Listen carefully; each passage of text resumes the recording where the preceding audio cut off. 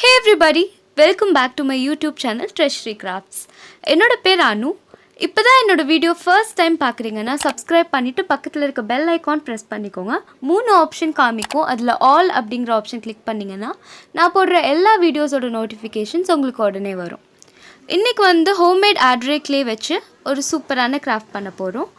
So அதுக்கு இந்த மாதிரி ஒரு வயர் வேணும். இது வந்து பெயிண்ட் ஷாப்பில் போயிட்டு கட்டு கம்பி அப்படின்னு கேட்டிங்கன்னா கிடைக்கும். இல்லாட்டி ஃப்ளார் மேக்கிங் வயர்ஸ் கூட கிராஃப்ட் ஷாப்பில் கிடைக்குது, அது கூட நீங்கள் வாங்கிக்கலாம். அப்புறம் இந்த ஒயரை கவர் பண்ணுறதுக்கு இந்த மாதிரி ஃப்ளோரல் டேப் கிராஃப்ட் ஷாப்பில் கிடைக்குது.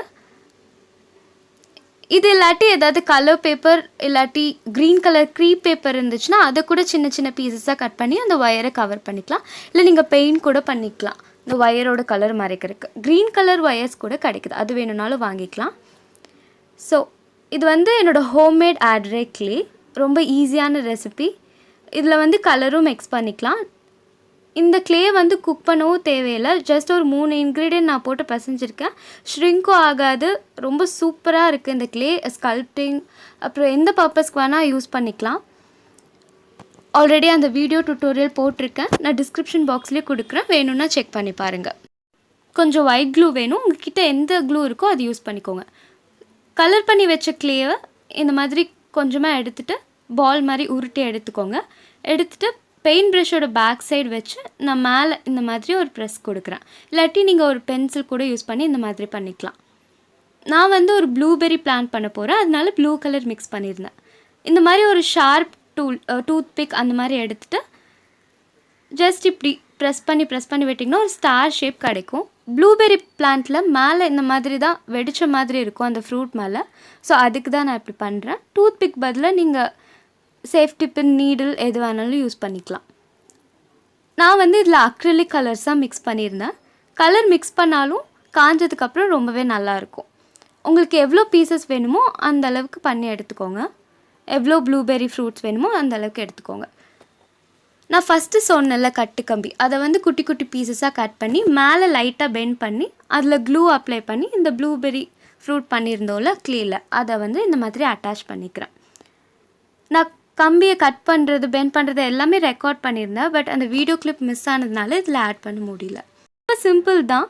கம்பியை குட்டி குட்டி பீசஸாக கட் பண்ணி மேலே பெண்ட் பண்ணிட்டிங்கன்னா இந்த க்ளே பீசஸ் அட்டாச் பண்ணுறப்ப நல்லா ஸ்ட்ராங்காக பிடிச்சிக்கும். அதுக்கு தான் இந்த மாதிரி அட்டாச் பண்ணி ஒரு கப்பில் போட்டு டிஸ்டர்ப் பண்ணாமல் வச்சுருங்க காயிற வரைக்கும். ½ டே to 1 டே எடுக்கும் இந்த Airdryclay கம்ப்ளீட்டாக காயறதுக்கு.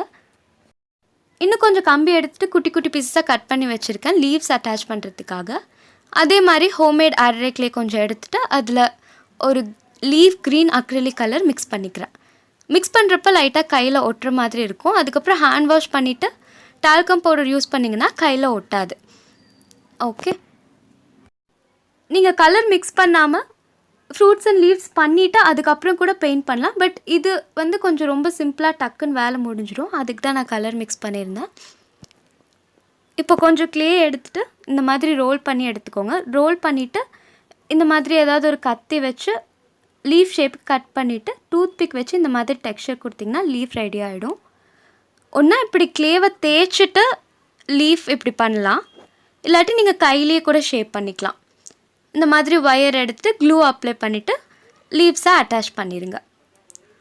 அட்டாச் பண்ணிவிட்டு இதையும் டிஸ்டர்ப் பண்ணாமல் எதுலையாவது கப்பில் போட்டு வச்சுருங்க. கப்பில் இல்லாட்டி தெர்மோகோல் பீஸ் இருந்துச்சுன்னா அதில் கூட சொருகி இன்சர்ட் பண்ணி வச்சிட்டிங்கன்னா டிஸ்டர்ப் ஆகாமல் அப்படியே இருக்கும் காயிற வரைக்கும்.